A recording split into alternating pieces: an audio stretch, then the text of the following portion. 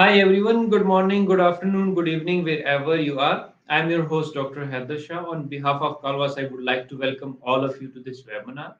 Thank you very much for joining us. Today we have another very interesting topic, and I'm really honored to welcome and introduce our distinguished guest speaker who is going to talk about mindful stress management for a lifetime of learning.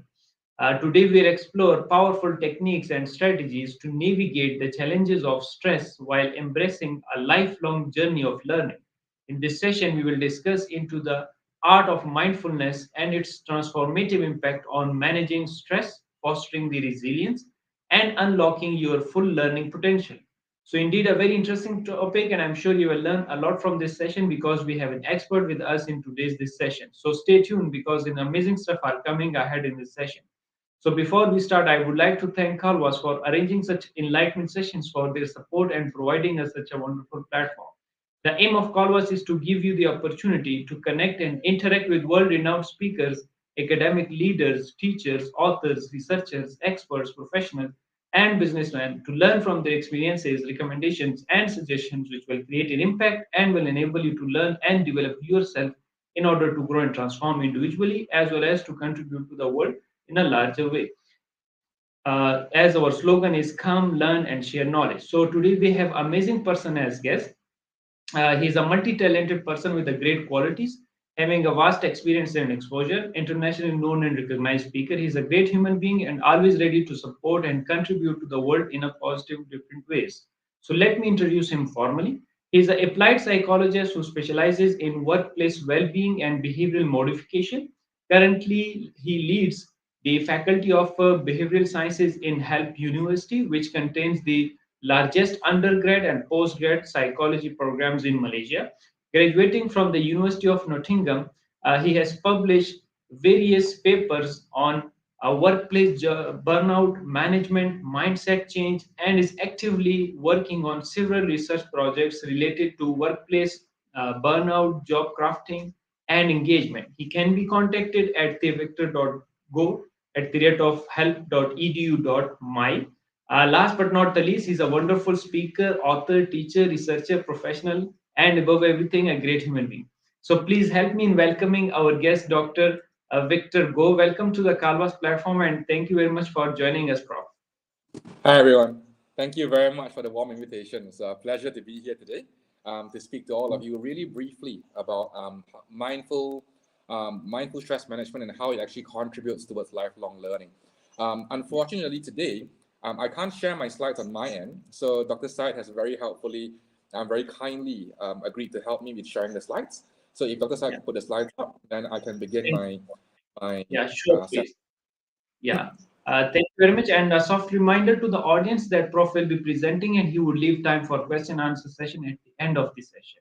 You can write in comment section or you can email us at info@colvas.com. So over to you, Prof. Thank you. Thank you, Mr. Dr. Said.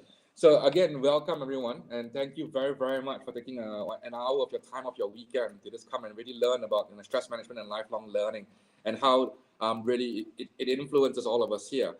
So a quick introduction of myself. We move on to the next slide first. So my name is Victor. I'm the head of the department in the Department of Psychology at the Faculty of Behavioural Sciences in Help University, Malaysia. Now, as Dr. Said said earlier, I graduated from the University of Nottingham in applied psychology, focusing very, very much on industrial organization. So my workplace interest, my research interest is mostly workplace psychology, positive psychology, nudge theory, as well as behavioral economics as well. Now, today, what we're going to be covering, on the next slide, please, Dr. Said.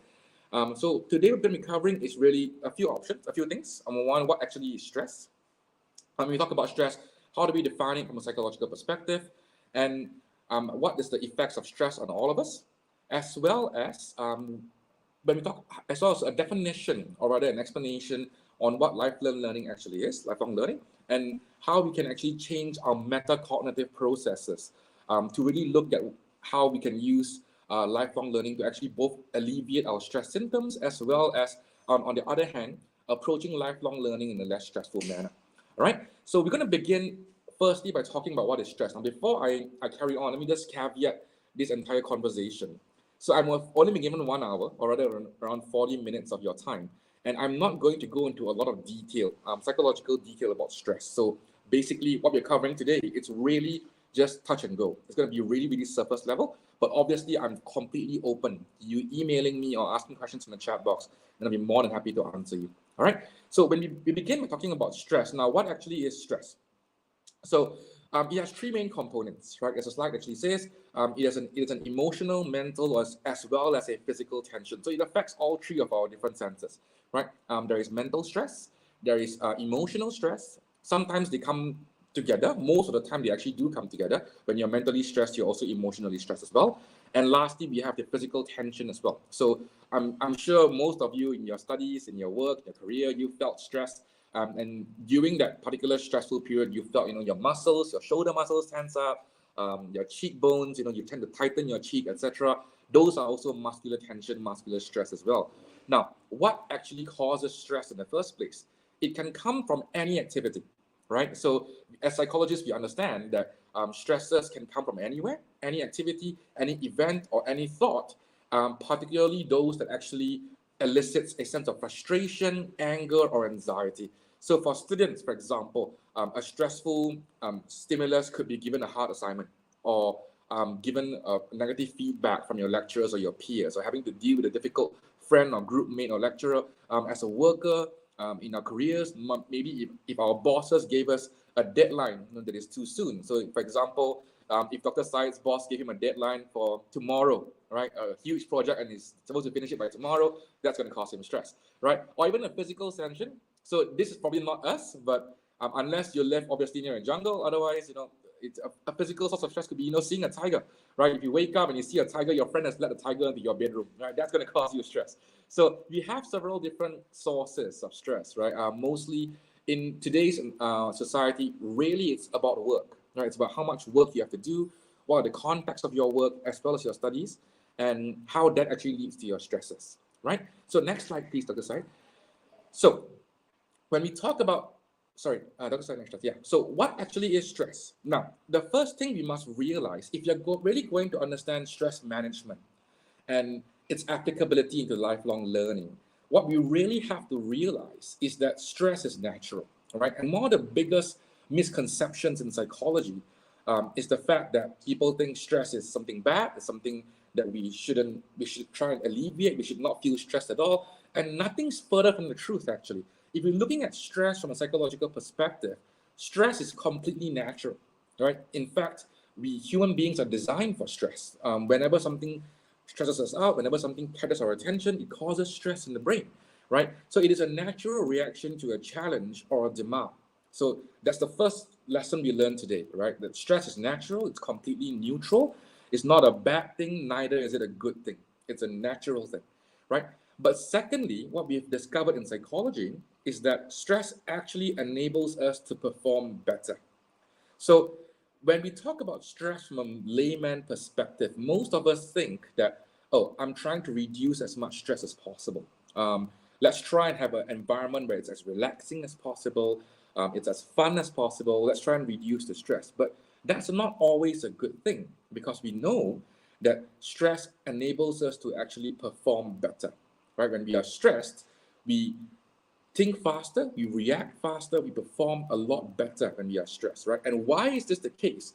Because when we are stressed, there is a hormone called cortisol, right? So the body produces a hormone called cortisol, and in biological psychology, we know that cortisol is basically the stress hormone, right? Now, what does cortisol actually do? When we are stressed, when the body produces the hormone cortisol, the first immediate reaction is that it increases the amount of sugar in the bloodstream, right? So the amount of glucose that's released into your bloodstream, that spikes up almost immediately when you are stressed. And why is that important? Well, because two main things. Number one, glucose is used primarily by the brain. So when you have an increase in glucose in your bloodstream, basically what happens is your brain gets more energy. It's able to tap into more reserves, it's able to tap into more resources, and your brain actually performs much faster.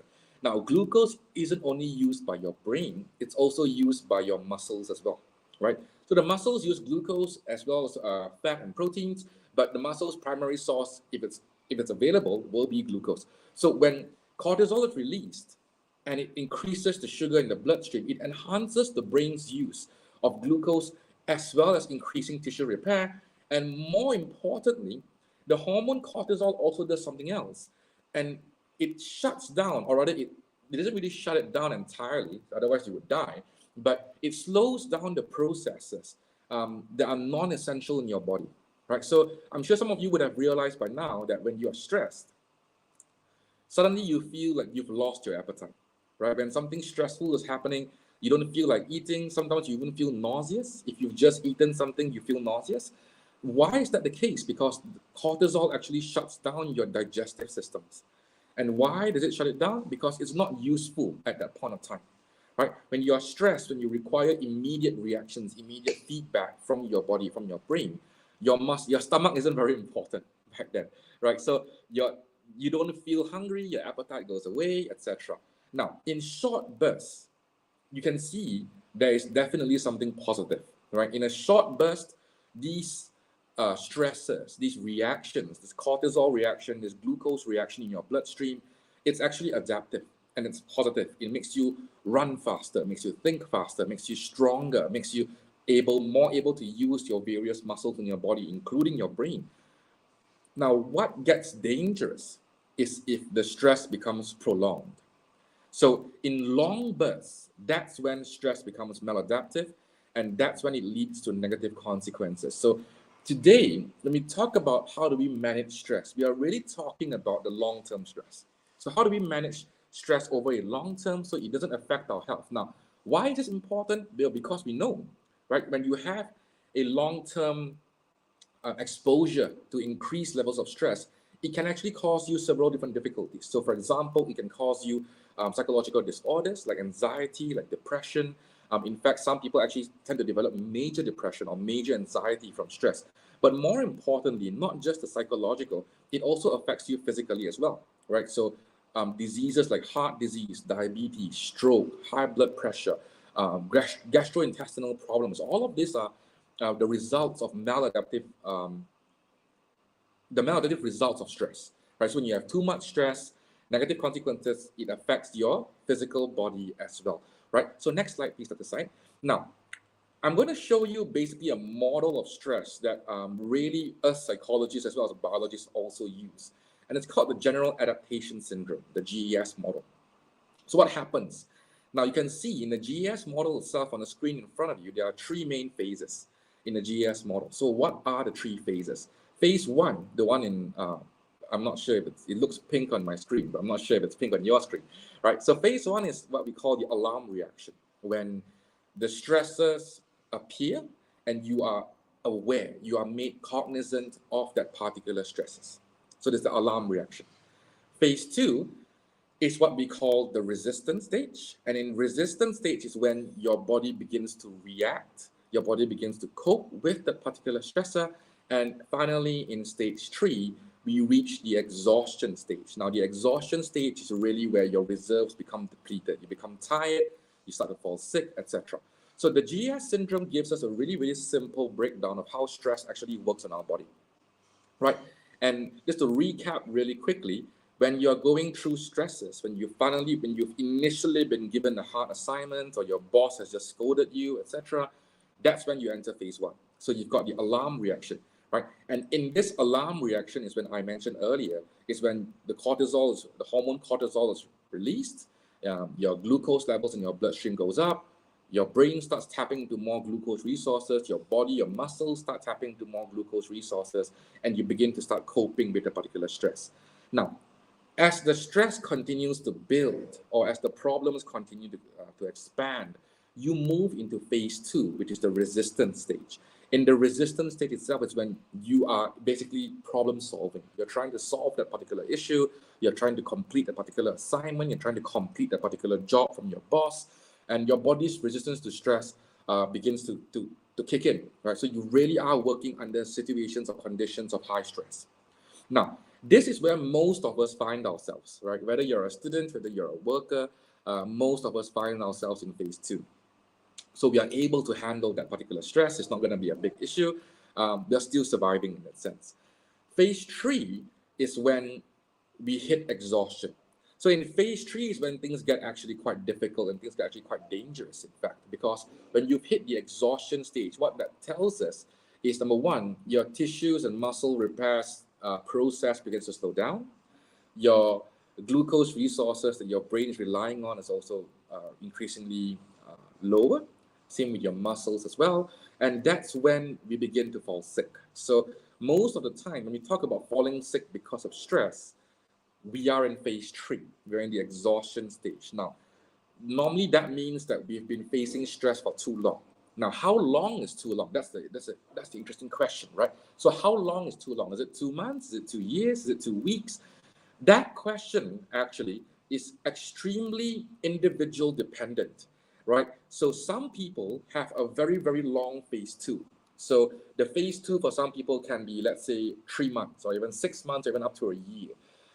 Some people's phase 2 can be very, very short, maybe around 2 weeks. Some people's phase 2 can be quite intermediate, so maybe a month or so, etc., before they hit the exhaustion stage. So it's very, very dependent on every single individual. We all have our own phase 2 before we go into phase 3.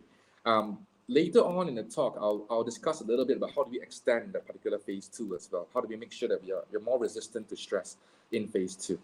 So can I have the next slide, please, Dr. Said? So what does the gas model actually explain? Now, the gas model actually explains why most of us tend to feel exhausted at the end of a quarter or a year, right? So if you're a worker, and the year is normally split into 4 quarters, and most of the time, at the end of quarter 1 or quarter 2 or quarter 3 or quarter 4, most workers actually report falling sick, right? So in my own lab, in my own research lab, we find these findings every year, right? At the end of the quarter or the end of the year, people fall sick. When we talk about the same particular results with students, it's at the end of the semester. So at the end of the semester, right before, after the final exams, you fall sick.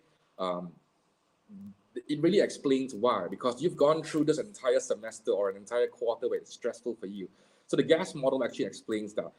It also explains why we tend to fall sick after a major work project. So if you're a student and you've just completed your biggest project in university, sometimes you realize you're falling sick, right? If you're a worker and you've just completed a multi-million-dollar project for your company and you want to enjoy yourself, but you fall sick. And it explains why, because while you're doing that particular project, your brain and your body is utilizing a lot of the resources, and you finally hit exhaustion once the project is completed. And lastly, it also explains why we sometimes feel like we're just going through the motions during work, right? So sometimes when somebody asks you, hey, how are you feeling? How are you feeling recently? And you just say, I feel like I'm just going through, it's nothing's really special. I'm just trying to survive through my work or through my studies. I'm just going through the motions, doing what I need to do. And that explains why, because sometimes we might actually already be in the exhaustion stage and we've never really had the chance to recover, right, to go back into phase 1 or phase 2. So that really is the explanation for the gas model itself, right? So we've just spent the first part, sorry, excuse me. We just spent the first part of the entire session really talking about what stress is, how it's linked to our particular emotional, physical, and mental health. And we're going to spend some time in the second half of the talk really talking about lifelong learning and how stress actually interplays with lifelong learning. So can you have the next slide, please, Dr. Said? So lifelong learning. Now, I'm going to begin by really quoting one of my favorite psychologists. And his name is Dr. Professor Dan Gilbert. He's from Harvard University in the US. And one of his most famous sayings is this: human beings are works in progress that mistakenly believe they are finished. And in really simple English, what does that mean? It means we have a tendency as human beings to think that we should already be successful. We should already have done it. We should already have achieved our dreams. We should already be who we are supposed to be. But that's not the case. What Prof. Dan Gilbert is actually saying is that we are always works in progress. Now, what does that mean and why is it important for lifelong learning? This particular axiom is very important for lifelong learning because the key ingredient in trying to encourage lifelong learning for ourselves is really understanding that we are not the finished product. We are not the final product. In fact, most of us are, if you're familiar with product development, we are in the alpha, right? We are the alpha model. We are the prototype. We are not the finished model. We are not the model that's ready for market in that sense, right? That's to use a production analogy.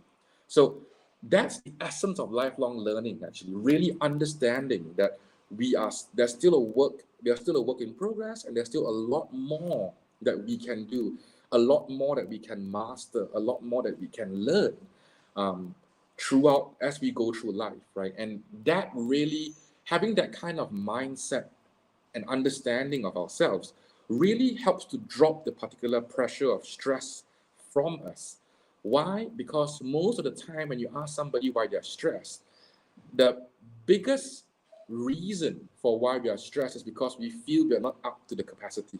We're not up to the capability that we are supposed to be at. So our boss or our lecturers expect us to be at level 10, and we feel we're only at level 4. And that gap between level 10 and level 4, that's where the stress lies, right? So we believe that we're not good enough. There's something we need to do to actually improve ourselves.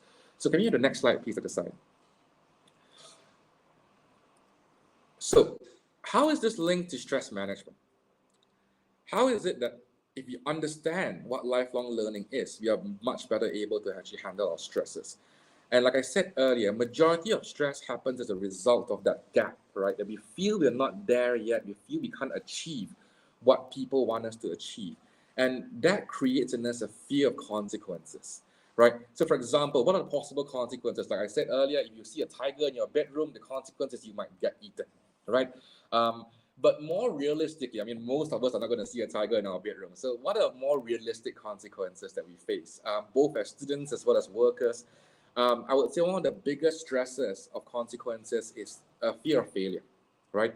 So if your boss gives you a particular project, or your lecturer or your professor gives you a particular project, and you're afraid you will not be able to achieve the goals or the objectives of that particular project. So the fear of failure. Now that's in my psychological lab, when we run studies on stresses, that's one of the biggest causes we find. People are stressed because they're wondering, if I fail this particular project, what's going to happen, right? Now, sometimes the stresses they face is not exactly linked to fear of failure, but more of a fear of disappointment, right? And when we talk about a fear of disappointment, we're talking about two different parties here. Some people will feel a fear of disappointment because they are scared that they might disappoint others. So they are afraid to disappoint their bosses, they are afraid to disappoint their spouse, their family, their friends, their lecturers, their professors, etc. But some other groups of people that we've studied actually have a fear of disappointing themselves, right? So I've been given a project, and I'm afraid that if I fail that particular project, I'm going to disappoint myself because I believe that I was capable of that particular project. And the third underlying fear is really a fear of underachievement. So it's not so much who you disappoint, it's not so much failure, but it's being scared that you wouldn't be able to really achieve what is it that you want to achieve. Being unable to really achieve your life goals, you're either a long-term goal or a short-term goal. Being unable to achieve what your friends have achieved, being unable to achieve what your family has achieved. So it's really a fear of underachievement. Now that's another key factor that we found when we do studies in our labs about failure, about the fear of failure and stresses. Now, again, how does lifelong learning actually integrate into these particular failures, into these particular fears? And that's this. The aspect of lifelong learning, understanding what lifelong learning actually is, helps us to redefine our views towards consequences. So in our lab, when we bring people in and we really discuss with them, so we do a qualitative analysis of the consequences of failure, of why they're stressed, the reasons from their stress. We often find that when we are able to shift their perspective, the stress actually goes away.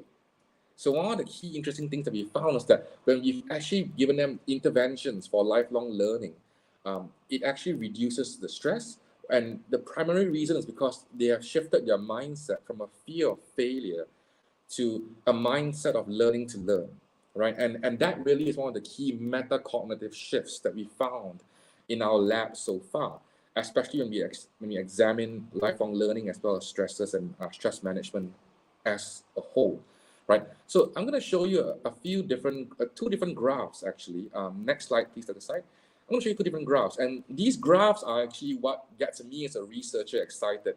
And it just, the interesting thing about these graphs is that it doesn't even matter because the data on this graph that you're seeing right now is completely falsified, right? So it's not even a real graph. The data points here are completely fake, but it shows us, but I'm showing you this graph anyway because it gives us a visual representation of what we found in our interventions. And the first graph really is what we call in my lab the stress-based model of performance, right? The stress-based or the fear-based model of performance. And really what we found across multiple interventions is this. When you have individuals who approach performance from the measure of stress, a measure of fear, what happens is this. They begin, as you can see on the graph here, they begin in, let's say, we take month one, the start of the project itself.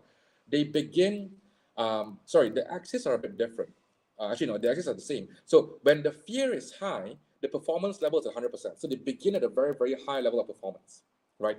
Because the fear is very, very high, right? But as it goes, the axis for fear should actually be performance. So there's a typo in the graph there, right? So the performance is actually the vertical axis, and the horizontal axis is actually the time axis, right? So they begin at 100%, and as time moves on, the performance keeps dropping, right?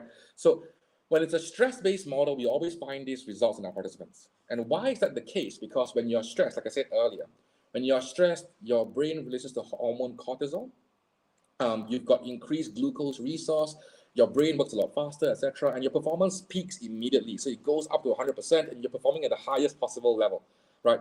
But as the month goes on, as time goes on, performance levels keep dropping. They keep dropping. Why? Because it's unsustainable, right? Your body only has a fixed amount of resources that you can actually utilize at any moment of time. And as the months go on, what we find is that our participants increasingly drop their performance. And that's the trend, regardless of the industry that we've put them in. So we've done this with students, we've done this with workers, we've done this with individuals in academia, individuals in production, in factory workers, all the same, right? It's always the same trend. Performance peaks and performance drops over time when you talk about a stress-based model. Now, the second model in the next slide is what we are talking about here today. So how do we flip that particular script? How do we make sure that as time goes on, the performance actually goes higher and higher? And it really is about not focusing on the stress, but really focusing on the learning, right? And the idea is this.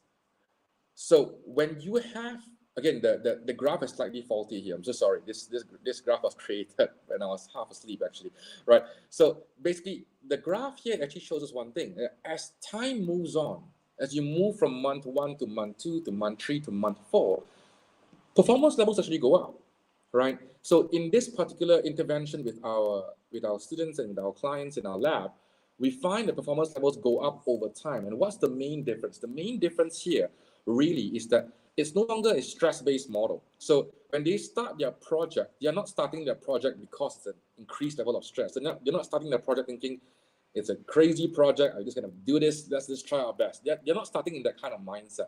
They're really starting in a learning-based mindset. So when they begin the particular project itself, what happens or what's happening with them is that they are starting by asking the question, what can I learn? What can I learn? And what else do I have to learn in this particular project itself? And what we found, interestingly, is that the performance goes up.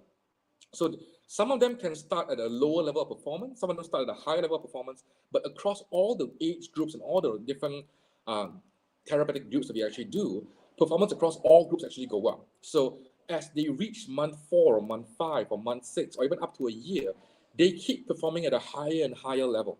And the reason why is because they are not really operating on a limited resource. So the resource for the stress-based model earlier was glucose, right? It's a biological resource, it's glucose. Your body breaks down after a while when you run out of that. This particular model really focuses on the resource of learning, so the ability to learn. And the more they learn, the more skills they bring in, the more confidence they build up, the more self-efficacy they have, the more they learn. And across the months, they begin to perform much better in that particular project.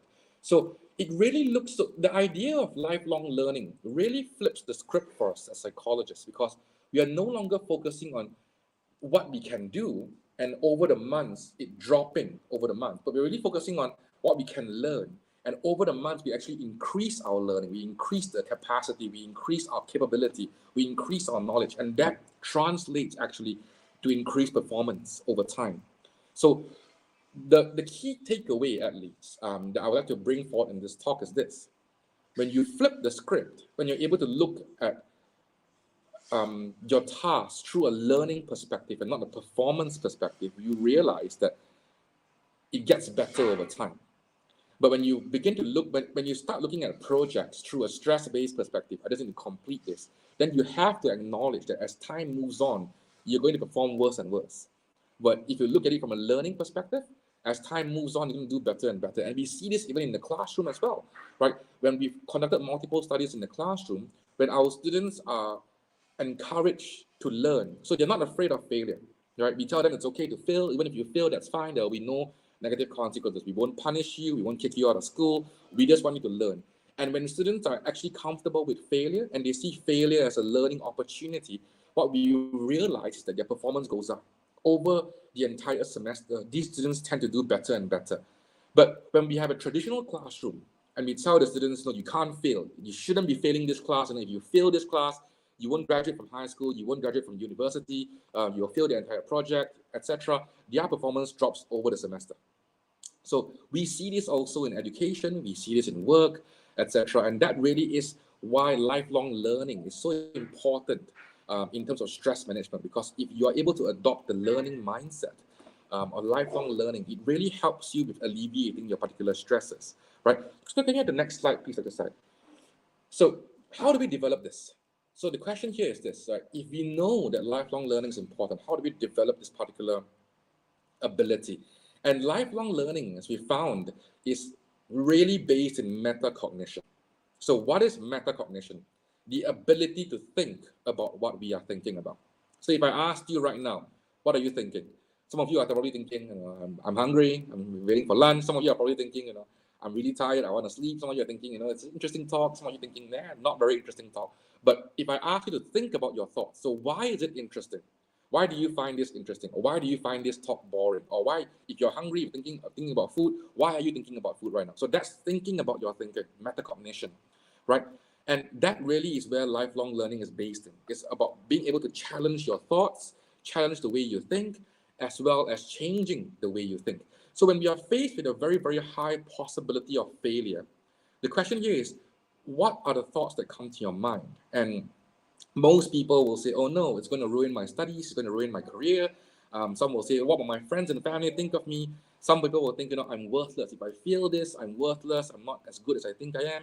And some will say, well, I can't accomplish my goals. And if I don't accomplish my goals, I'm going to be a failure in life, right? And that really is a thought process. And in our labs, in our interventions, we challenge them to think about those thoughts. And how do we change those particular thoughts as well, right? So can you the next slide, please, to the side? So when we talk about changing our thoughts, right, are we able to recognize, stop, and redefine those particular thoughts? So in our training, in our interventions, in my lab at least, what we do is we give some of our participants really the training of metacognition. And we teach them to identify what we call stress-based thoughts, problem-based thoughts, right? So for example, when they think, if I'm going to fail, then I'm going to fail my entire studies. And that's a particular stress-based or problem-based thought, and we help them to identify that and redefine it, for example, to be, oh, it's only one mistake, it won't affect my entire studies or my entire career, right?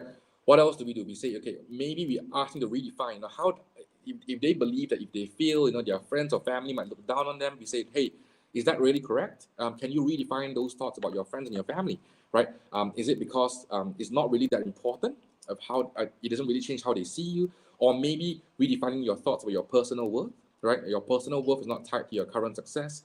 Or even if you fail in a particular plan, how do you redefine those plans? So understanding that your plans can change because life can change, right? So it's really about metacognition and how you identify those stress-based thinking and changing those stress-based thinking into more of a learning-based thinking in that sense. And when we found, what we found is that when students and workers actually adopt these particular mindsets, they really start approaching their problems from a learning-based approach instead of a stress-based approach, and it really increases the performance over time as well, right? So can you have the next slide, please, at the side?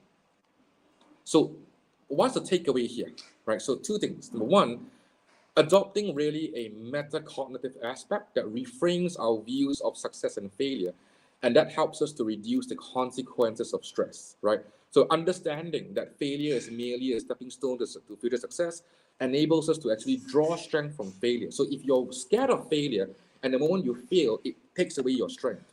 But if you're not afraid of failure, if you look at it from a lifelong learning perspective, when you fail, that failure becomes a strength because you learn from that particular failure. That failure becomes a brick in your road, and it helps you to build your pathway even higher in that sense, right? So instead of letting failure draw away your strength, failure becomes something that you can draw strength from when you have a lifelong learning perspective. And secondly, understanding that we are lifelong learners also means that we can learn how to deal with the current situation that seems impossible, right? So the shift of mindset here is a shift from I can't do this to I can't do this yet, right? It's adding that last word there that makes all of the difference. So sometimes when you're really stressed at your workplace, or you're stressed in your career, or you're stressed in your studies, and the stress is because you feel you can't do it, right? There's no way I'm passing that exam. There's no way I'm passing that thesis viva. There's no way I'm finishing this project. And it may be true. It may be true because right now you don't have the skills. Right now you don't have the knowledge. Right now you don't have the ability. But it's changing that from I can't do it to I can't do this yet. What does that mean? It means you may not have the skills now, you may not have the knowledge now, but you can learn, right? And you can develop and improve yourself. And as time moves on, you get better and better at what you are actually doing, right? So it really is that shift of mindset and adding that one last word there, yet, Y-E-T, from I can't do this to I can't do this yet, right? Can you have the next slide, please, at the side? So let's put it all together. So managing stress and developing lifelong learning really are quite complementary strategies as well, right? When you talk about how do you manage and mindfully manage stress, it really is about metacognition, about mindful management, thinking about your thoughts, thinking about the way you approach stress, thinking about the way you approach your different challenges in life, right? So I'm going to leave you all with just a few tips, right? Number one, the physical tips. This one, I leave this with all of my clients who come into my lab. Physical tips on stress management. If you find yourself having difficulty with stress, you can't sleep at night, etc., try progressive muscle relaxation, right? That always seems to help. It's one of the things that we do with our clients quite often, right? Really, it's really about deep breathing and being able to relax consciously and being mindful about your muscles, taking a deep breath, holding it in, and being mindfully relaxing particular muscles in your body that you find to be stressed, right? Another example that we found to be very, very helpful is journaling, keeping a journal about your emotions, your challenges, etc. And lastly, exercise, right? Really, like the doctor always says, right? Go for a run, exercise. It really keeps the stress levels away. But more importantly, at least in our lab, really, it's the metacognitive strategies for stress management. And like I said earlier, it's about adopting a failure as learning mindset. So being able to understand that failure is fine, it helps you to learn, right? And secondly, it's really about changing the way you view your problems. So nobody wants a problem, right? If I ask all of you here in this particular webinar, how many of you want to have problems? Nobody will raise their hands, right? Nobody wants problems. But if I ask you, how many of you would like a challenge? Now that's a different thing altogether, right?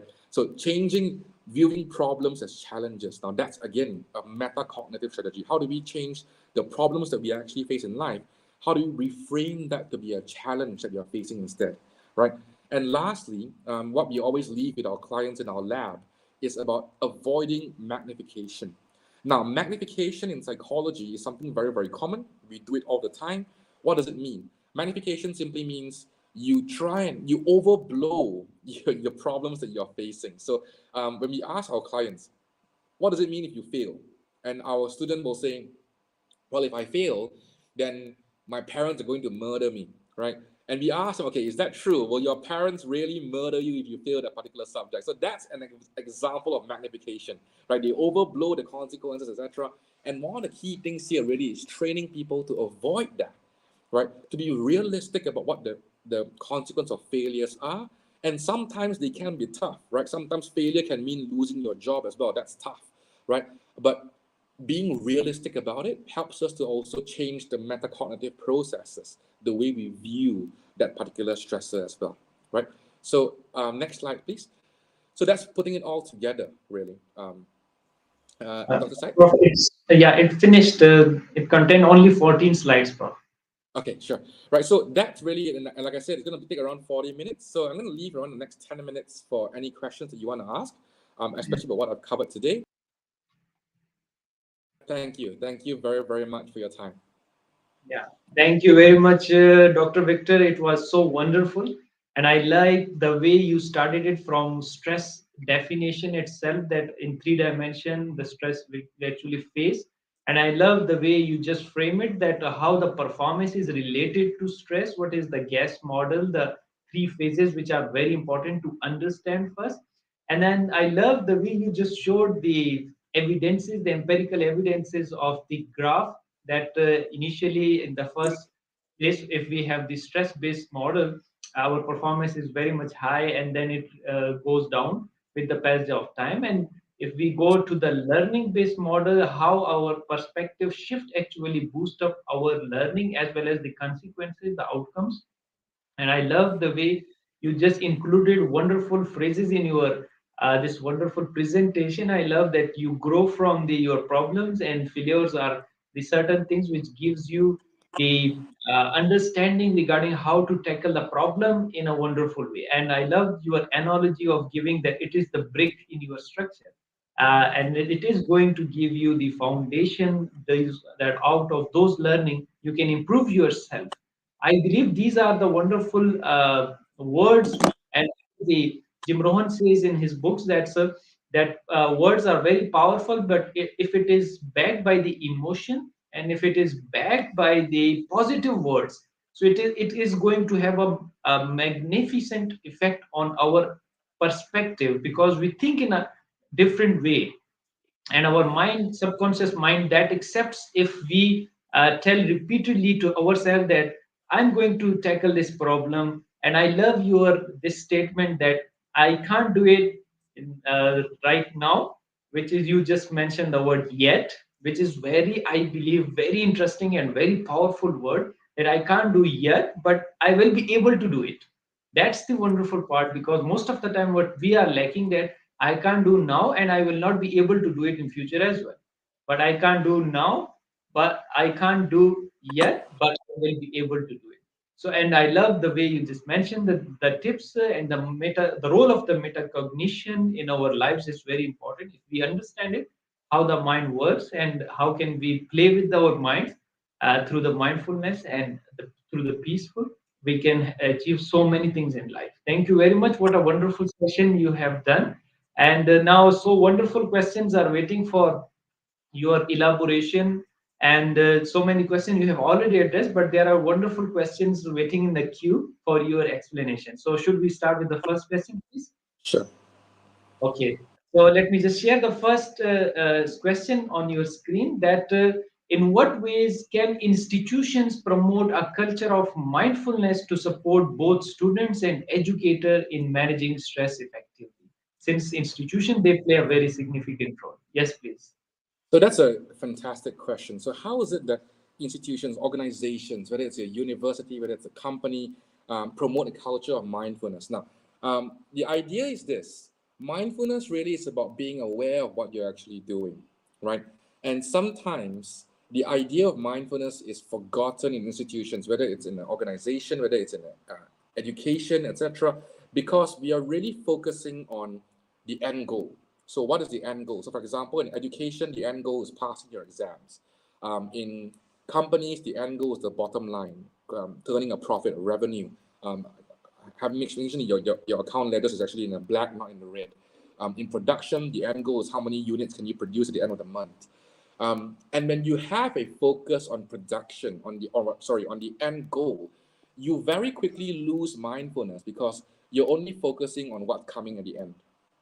But mindfulness really is about being aware not just of what's happening at the end, because you can't see the end. You don't know what the end is going to be like. You can try your best, but you don't know whether or not you're going to produce 10 units or 100 units a month.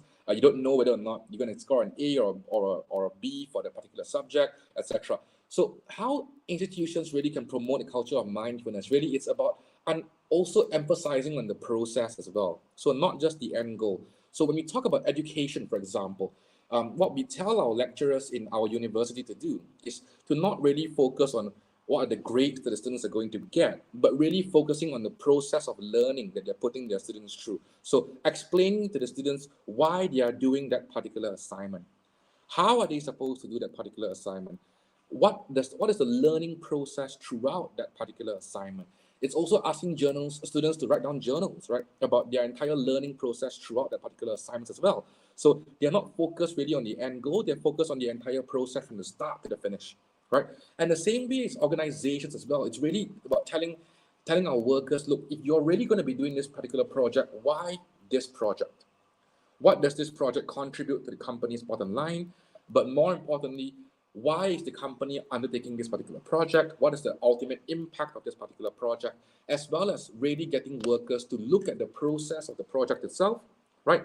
And maybe even suggest ways throughout the process that they can contribute or improve or streamline that particular process. So the idea here is getting the worker or the student to be more mindful about what they are doing throughout the entire process. When they are more mindful about what they're doing, then they can adopt a more learning mindset. So what can I learn? So if today I'm doing a particular project and tomorrow, how can I improve what I did yesterday? How can I work harder, work smarter, work more efficiently than what I did yesterday? Now that creates a learning mindset. And it only happens when you are mindful, when you are aware of what you are doing. And I would say the biggest key knowledge that we share with companies really is really to avoid focusing on the entire end goal and really to emphasize the importance of the particular process itself, and more importantly, getting people to also be part of to give their own feedback, be part of the development of that process as well. Very nice. So wonderful answer to this question. And I love the way you just mentioned it, that we are overemphasized with the end goal and we forget to reflect upon what happened yesterday and particularly our past experiences, because that could be a very useful for our guidance as well. And taking along with your workers and students to work with you, I think that's the wonderful collaboration, and you gain the strength to involving people with you. And I love the way you mentioned that it's the process, and you need to focus on that process with the mindfulness. Very wonderful answer to this question. And now another very interesting question, which is related to the technology aspect. Since we are living in the era of the technologies, a lot of web apps and a lot of chit chat, a lot of the chat GPT. So the question is related to somehow with the technology, that how can biofeedback and the neurofeedback technologies be utilized to measure and enhance the impact of mindfulness on stress management and learning outcomes? Since you are carrying out wonderful experiments in your lab as well, so you are very much familiar with these kind of strategies. So what's your perspective on that technologies? Yes, please. So again, another interesting question here. Now let me address neurofeedback first, because there are two different aspects. So neurofeedback, I would say, it's a little bit more difficult outside of a lab setting, because in our labs, our neurofeedback really is specialized machines, right? Specialized machinery in terms of we strap them to a machine, for example, like EEG and EKG machine, etc., and we really look at how their brains actually function in response to stress stimuli. So in terms of applying that, in terms of mindful stress management itself, unless you have access to a lab. Now, obviously, with smart devices, even my band right now, that can track my heart rate, etc. With smart watches, you can also do that as well. But it's not extremely accurate in terms of neurofeedback. It's more of a biofeedback phenomenon. So that, I would say, the neurofeedback will be quite difficult outside of a lab setting, at least in the current technology. Biofeedback is more interesting. So biofeedback, I would say, actually, we do see this in technology as well, right? So a lot of the smart watches nowadays can actually already tell you if your heart rate is elevated, if your blood pressure is elevated. They can actually monitor that for you, and that's really inbuilt. So biofeedback technology is actually inbuilt into the wearables that we already have right now, and that's really quite interesting in terms of mindfulness, because when we do this with our participants as well, we tell them, look, how do you know whether or not you're stressed? One of the main key areas is really your biofeedback, right? So what is your watch telling you about your particular heart rate right now? How much are you sweating? What's your blood pressure? Now, all those are stress indicators as well. And it really helps with mindfulness, I would say. So technology itself really can be adaptive. And it really helps with mindfulness because if you are more aware of how fast your heart is beating, how high your blood pressure is, etc., that also contributes a lot more to how mindful you can be. So when you realize, let's say if your Apple Watch pings you and says, hey, heart rate detected is very, very high, then you are more aware and, okay, this project is stressing me out right now. My boss is stressing me out right now. How do I be more mindful? How do I control my stress levels a little bit better? So that's the biofeedback. And I believe it has a huge role to play. And in fact, one of the things that you're probably looking at right now is really how can we incorporate those particular biofeedback measures into mindfulness training as well. Because previously mindfulness training really was just a state of mind, and if you want to measure biofeedback basic biological feedback levels, it requires some really special tools, but now no longer. Now, especially with the smartwatch, it's quite amazing what those things can actually do. So I would agree in a sense, in essence, with your question. There is a role to play, and I would say it has a large role to play. And as technology moves further, it will probably only get more important in that sense, especially when you're talking about neural link chips in the brains in the future. I'm not sure if that will happen, but if you can actually have neurological feedback that's live, it can be beamed live into your own smart devices from a chip, for example. That will definitely go a long way towards contributing towards mindfulness as well as stress management as well.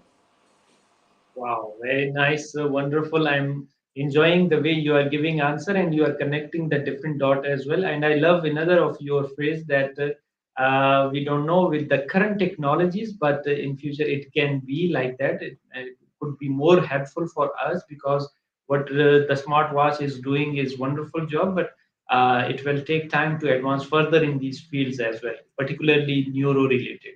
So very nice. And since we are living in this era of apps, etc., so our students they want to ask regarding the apps as well. Their question is that are there specific apps or software designed to assess learner in practicing mindfulness and managing stress? Yes, please. So I would say definitely there definitely is. Now the difficulty that I'm facing in answering this question is that in my capacity now, I cannot mention any particular apps by name because that there is a potential legal ramification. So what I'm doing right now with several different parties means that I cannot simply promote or mention any particular apps by name. But my answer to this question really is there is. So if you do a quick Google search about specific apps in terms of mindfulness and stress management, there really are some very, very amazing apps out there. And they can help you in several ways. Number one, they can help you in terms of creating a daily plan for you for mindfulness and stress management. Or more importantly, they can also help you in terms of, like I said earlier, journaling. So some of these apps, they really encourage you to journal a lot more and just to write down your thoughts and your challenges. And that really incorporates in you a mindset of stress management and mindfulness as well. Unfortunately, I'm so sorry, I can't mention the app by name, but if you Google it, you will definitely find quite a few of these apps as well. Wow, wonderful. And I love the way you give and mention it particularly. Yes, we cannot promote certain apps on this platform because we are being watched globally, and we are here to share the knowledge and to promote the culture of sharing knowledge and to educate people.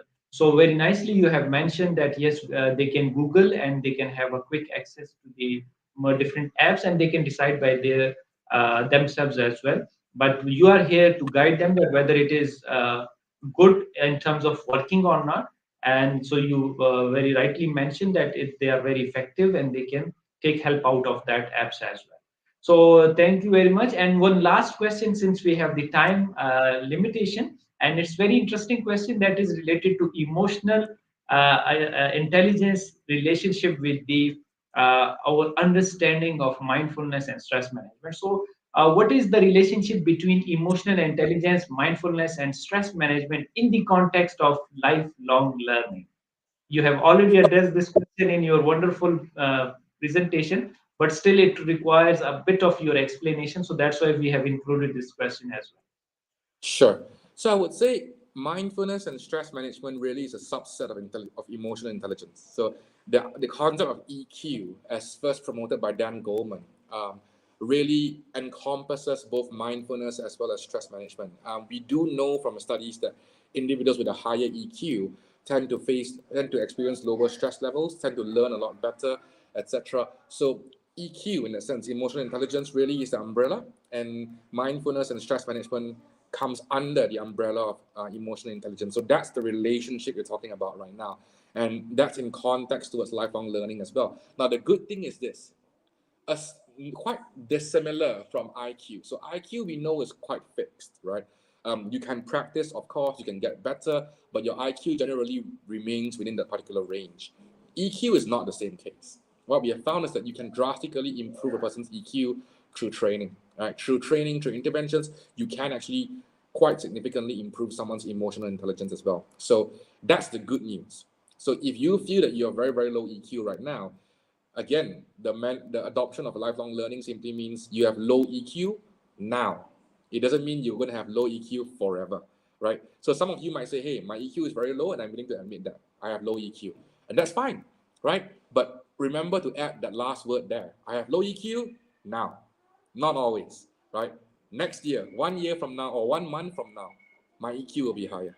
So that's really the mindset that we're trying to have here as well. Wow, very wonderful. Another interesting strategy you have shared with our audience from around the globe that you don't have right now, but in future you can learn and you can train yourself on that regard. Wonderful, Dr. Victor. Really, that was a great session with you. You shared a wonderful stuff with our audience from around the globe, and how can they cope up with this stress and how it is going to impact their lives, and what are the different models they can use in order to enhance it further. Thank you very much. And Dr. Victor, at the end of the session, we ask our each guest regarding their message to the world. So, what is your message to the world as a speaker, author, teacher, researcher, trainer, learner, professional, and educator? Yes, please. So I think with regards to this particular topic today, my concluding message to all of you who are listening really is to really remember that you are still a work in progress. Like Prof. Dan Gilbert from Harvard actually said, you're still very much a work in progress, and it really is just, it's not the end of the journey for you, and you can actually still improve and learn further as you move on. So don't, if you feel like you want to give up, my encouragement to you is tomorrow you'll be a better person than you are today.